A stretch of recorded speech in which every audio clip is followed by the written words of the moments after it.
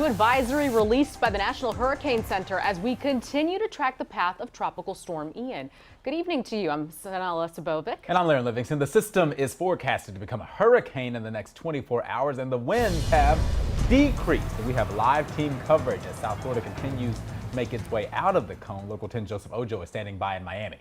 Hurricane specialist and storm surge expert Michael Lowry is also here with everything that you need to know. But let's begin with Chief Certified Meteorologist Betty Davis with the latest on this new advisory. Betty. Good afternoon. A lot to unpack here with Tropical Storm Ian. Winds dropped off a bit, now at 45 miles per hour, maximum sustained.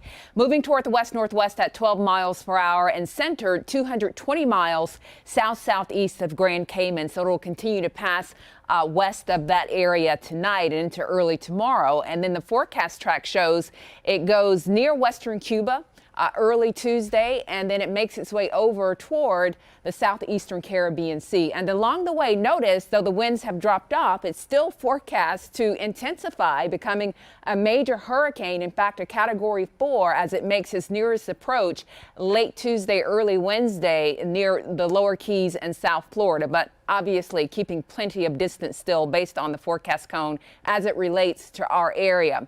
And we'll track it right into the middle and end of the week, moving northward over the eastern Gulf of Mexico and headed for a landfall somewhere along that west coast of Florida and the Florida Panhandle, and forecast to weaken as it makes that landfall. Michael's going to talk more about that. But first, I do want to just let you know that even if the core of this keeps plenty of distance from South Florida, we will have some impacts. Lower Keys, a tropical storm watch is going to be possible there. Heavy rain and flooding, brief spin-ups, water spouts as the rain bands come into parts of the Keys, South Florida as well. And I'll detail that in just a few minutes. But first, let's bring in Michael to talk a lot more about this messy looking tropical storm forecast to rapidly intensify. Explain. It is, Betty. As sort of disorganized as it looks right now on the satellite picture, we do expect this to strengthen as the forecast suggests. Here's a look at the visible satellite picture. What's changed today is we are seeing a better circulation. We're seeing winds that are around the system circulating in a fashion that we would expect it to become better organized in the next few hours, especially as we get into this evening.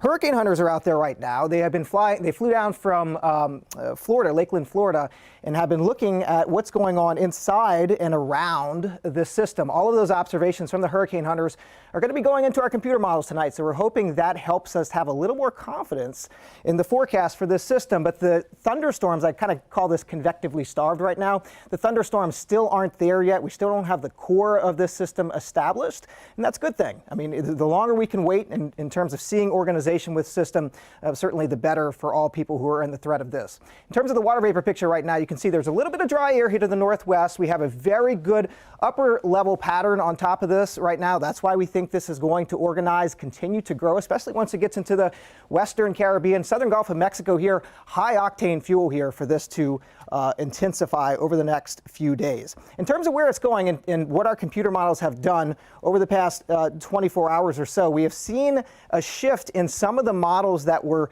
to the west, going a little bit back to the east right now. The difference between the European model that I showed just a second ago and the GFS, which is the American group of models, is in the American group of models we have a flatter jet stream that's tugging on this a little more gradually, allowing this to turn more toward the panhandle.